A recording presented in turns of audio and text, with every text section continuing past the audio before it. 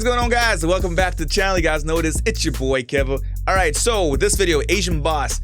Why do Filipinos have so many babies? Jeez, I don't know about that one, man. That seems like a kind of a harsh question. Because the thing about it, what I realized, there's also a lot of babies on the black side. You know, black people have a lot of babies. Just saying, same thing. So let's find out, I guess, why Filipinos have a lot of kids. Hey bosses, it's Eunicia from Asian Boss. Did you know that the Philippines has one of the youngest and fastest growing populations in Asia? Around 30% of the population, or 33 million people, are under the age of 15. Wow. However, it is recently Some young people. that the fertility rate in the Philippines has dropped sharply. Why is that the case? And why does the Philippines still have so many young people? Let's hit the streets of Manila to find out. I don't know, because they love having babies. Gusto naming malaman kung may anak na po ba kayo? Meron ko, ma'am. Dalawa ko, ma'am. Isang nag-aaral kasi anak ko eh. At saka solo parent father na ako, ma'am. Oh, single father. Bahay na, ma'am. Ako lang nag-aana boy sa akin. Oh, wow. Sa probinsya, yung That's a good guy. nakita niyo po, ilan yung anak, usually ng babae? Sa tansya ko lang siguro, may 10 o may 5. 10? Kundi 5. 10 to 5 kids? Jeez, that is a lot of kids, man. Like, that's what, pushing one out every 9 months? You're pushing a kid out? That's at least 2 a year? I couldn't do it. If I was a woman, I couldn't do it, man. I'm telling you. I would not be pushing this woman to have kids. 15, 20, ganun. Sa tansya ko lang, ma'am, ha? Maaari po ba naming malaman kung may anak na po ba kayo?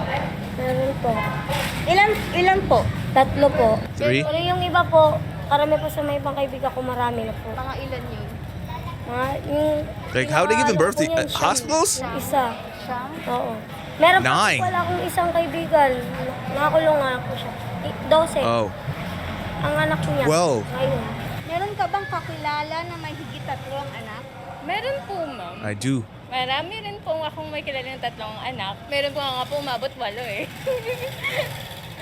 Natanong namin kasi ang bansang Pilipinas ay isa sa may pinakamaraming batang populasyon sa Asia. I mean, that's not a bad thing. Bakit sa tingin mo maraming kabataan? The only problem, what I would see, since a lot of young kids in the Philippines right now, is eventually all those young kids are going to become old people. So those are what we call baby boomers, man. That's what's going to happen. It happened in the States during the war and stuff like that. They had to be pushing out a lot of kids. And I feel like that same thing is going to happen over in the Philippines. They're going to have a lot of baby boomers and they're going to turn really quick, like old people in the Philippines. Philippines is probably going to have one of the highest rate of old people pretty soon when you think about it. Because they have a lot of young kids now, but eventually those kids are going to become old people. So got to watch for that one too. Kabataan at bata sa Pilipinas. Kasi madaming nanganganak. Dahil po sa unang-una kakulangan po sa sex education. Lack of ng sex ating, education.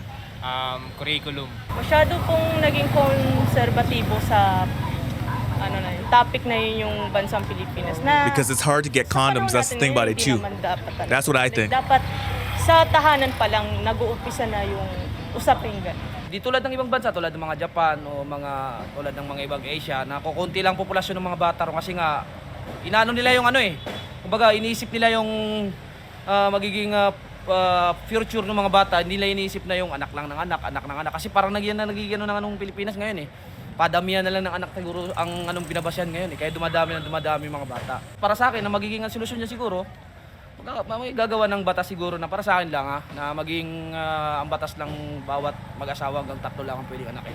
Halos karamihan po ng kabataan ngayon. Maaga pong nagtatambay hanggang sa magkaroon ng jowa, mabuntis. Yun po. Parang ganun din po naranasan ko. Pwede mo bang ibahagi sa amin naranasan mo? Ilang taon ka ba nanganak o nagpakasal? Wala po kaming kasal. Anak lang, lang po. Nagsama po kami. 14 anyos lang po ako. Wow. Nagbuntis She was po, 14. 16 lang po kami. That is young. Kita ko mostly ng mga gantong mga pangyayari or That is young. gantong mga problema na kinaharap ay nasa sektor ng mga Poor sectors. mahihirap. Kulang tayo sa knowledge about sa sex education, and also as of now madami din yung mga batang magulang ngayon na kulang sila sa kaalaman about dun sa pagiging magulang. Ginagawa nilang investment yung mga anak nila yung mga ibang magulang. Kumbaga, inaasa nila yung obligasyon nila sa mga anak. Kumbaga, mas maraming anak, mas uunlad, mas magtutulungan yung magkakapatid. Yun po yung paniniwala nila. Ikaw, ilan ba gusto mo maging anak kung sakali? How many kids you have? Nga isa lang po kayo eh. Yun. Bakit isa lang? One? Magastos at masakit sa ulo eh. The cost. Magkano po Tell kasi? me about it. Oh my Dalawa God. lang. Like, coming as a parent, okay? I'm a parent. And I know having kids are freaking expensive. My daughter's birthday is tomorrow. And she wants AirPods. She wants a headphone. She wants Sheen products. Like, these kids nowadays, they want all these good stuff, but they don't realize, like, yo, where does daddy get all the damn money? Where does mommy get all the money? Like, we got to work hard. Like, right now, my daughter, I gave her a job at home, okay? Like, she has to wash the damn dishes. Whenever she comes over, I need her to do some YouTube videos. I make her post on my TikTok. I got TikTok, by the way. Okay, guys, go check out my TikTok. It's, what's my TikTok again? It's, Kevin Scott Show. The Kevin Scott Show. That's my TikTok. Yeah, I know it's my YouTube channel name is completely different, but whatever. It's Kevin Scott Show. That's my TikTok. Go check me out. I post a lot of content. But anyways, that's what I get my daughter to do. I make her I put her to work. Like, yeah, she's gonna be 15, but I put her to work. She works, okay? And that's what I think like these kids are missing. A lot of these young kids in the West, they don't realize money doesn't grow on trees, man. They don't know how to earn stuff. They just want, but never know how to earn. Like, it's expensive raising kids. So I know, trust me. Yan po. Anong edad mo naman gusto magkaanak? So, mga edad, 36 or 36? 32, mga ganun po. Kasi mga ganong age, binabalo ko pong maging stable yung yung living. Yung pag, I don't know. may bahay na ako, may negosyo. I gotta disagree with that. Like, I feel like 36, 32 age to have kids is a little too old. Here's my reason, okay? Because the problem is when you're that old, when your kid's like 10, you're like almost 40. When your kid's 20, you're basically 50. And then 30, you're 60. I think a good age to have kids, this is me, is after you're done school, after maybe you're done university, and you're just starting a career. So I'm thinking if I had to do it all over again, a proper age I would say is have kids when you're 25, between 25 and 30. That's the best time. I had my first child when I was 19, okay? 19 was a young kid, whatever. I didn't know about sex education. I made a lot of mistakes, but I am actually glad because, like I said, me and my daughter, we can talk, we can hang out, and I don't feel like such an old parent because she tells me she actually likes the fact that she has young parents. Like, she has young parents, and she likes that because we're pretty cool. We're not old. We know how it is when we were kids, so we can understand her. Like, I talk to her about boys and school and all that stuff, and we can relate because we kind of grew up in the same era, and that's the thing about it. So I would think the ideal age to have kids is 25 to 30, anywhere between there. 36 to 32, a little old for me. Negosyo na ako, may kotse na ako. Ganun yung gusto ko bago ako magkaroon ng anak. If mag-aanak man ako, siguro okay na ako sa dalawa. Anong edad mo gusto? Kasi wala pa talaga siya sa plano ko. So feeling ko mga mid-30s. Kasi ngayon nga, hirap akong buhayin yung sarili ko. Magbubuhay pa ba ako ng anak? So, yun. So parang hindi ko pa kayang ibigay sa sarili ko yung wants and needs ko. So paano ko pa maibibigay kung mag-aanak ako ng mas maaga? So mas gusto ko financially stable ako na kaya ko mag-provide. Gusto mo ba? Ayoko. Wala pa sa isip ko. 25, 26, kasal ka na daw dapat at may dalawa ka ng anak. Ayoko nang ganon. Masyadong Yeah, mabilis. 26, that's a good age, see? You're not so old. Muna yumaman. Mahirap po ba magpalaki ng anak? Hindi po. Not at all. Mahirap po. Masaya po, masarap. Kasi may ano ka po eh. May, kumbaga, may Okay. kinukuha ka ng inspirasyon eh. Sa araw-araw ng paghahanap buhay mo sa trabaho. Doon ka kumukuha ng inspirasyon eh. Masarap That's umuwi it. ng bahay pag may nakikita kang anak eh. As I observe, I gotta agree with homie right here, man. Honestly, my daughter pushed me to do a lot of things, a lot of jobs that I hated doing. I remember I worked some jobs at some factories, and I would cry going to work, okay? I would legit cry because I hated it. But I knew that at that time, I was the only one that was able to go to work, okay? At that time, I was the only one to be able to go to work. And I knew if I didn't go to work, that we wouldn't have food for that day, man. And it was hard. It was hard. I just pushed through it. I sucked it up. I said, you know what?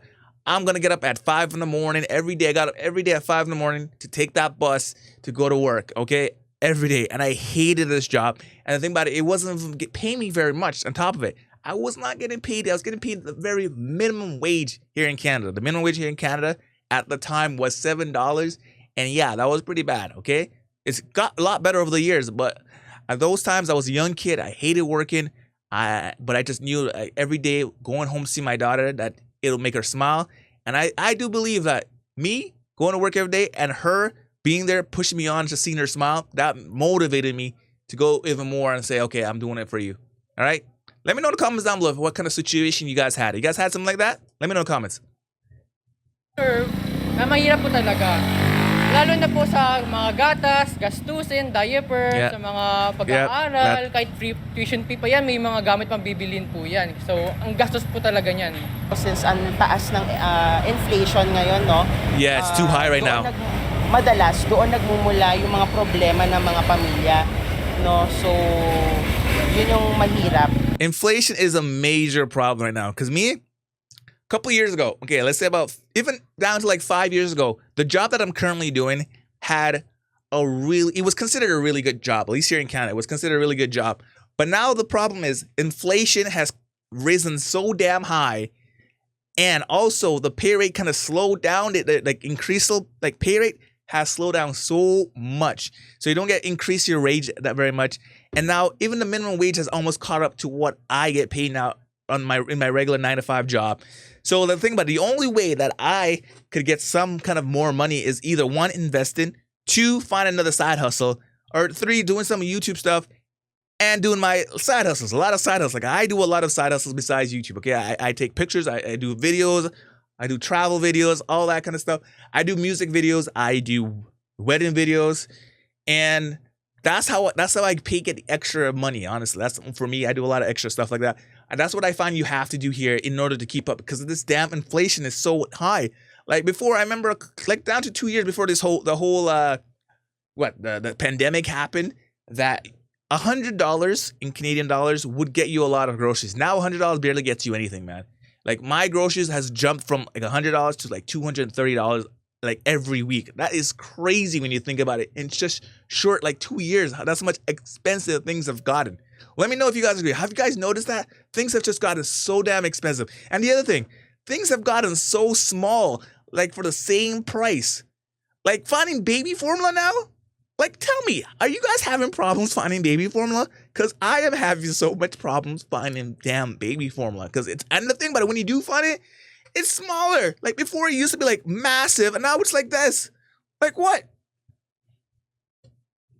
Yung kaharapin yung problema sa pera, naranasan ko na siya ngayon. Kasi after mamatay ng mom ko, since ako na yung breadwinner, kailangan ko mag-step up for my family as well. Kailangan ko... They're very family-oriented in the Philippines. Na dati sila yung nagbibigay sa amin. Depende lang po pag pinag-aaral. Pag pinag-aaral na, yun na magastos. Ayun, magastos. Sa gamit pa lang. Magkano ba dapat meron ka? Pag halimbawa po na nagtsatsaga yung asawa ko, nakita po kami sa $8. See what I mean? Na po namin sa 450. Pinakamataas na po namin 600. Kasi that's what I've noticed. Okay, like when I was in the Philippines, a lot of my Filipino friends, they would not go to McDonald's because they would tell me McDonald's was considered expensive for them. And when I went over to the Philippines, I was like, McDonald's doesn't seem very expensive at all. Like, seems super cheap. But then they told me like, yeah, Kevin, we make like 500 pesos a day. I'm like, 500 pesos a day? And when they do the conversion, that is like what she just said, about $8 to $10. I'm like, geez, I don't wonder why you guys don't want to make McDonald's. They'd rather go to like some of these street vendors, because the street vendors, when we went over to the street vendors, I have some videos in my vlogs. Go check out my vlogs, by the way, and, you know, the travel vlogs. But when we went over to the street vendors, they were like 20 pesos, 50 pesos for like good food, 125 pesos for a good meal. Like I'm telling, like meat, eggs, rice, all that stuff. For 120 pesos, they're like, yeah, Kevin, this is what we actually go out buy it and we could afford. Not McDonald's, because McDonald's in the Philippines like a 200 pesos.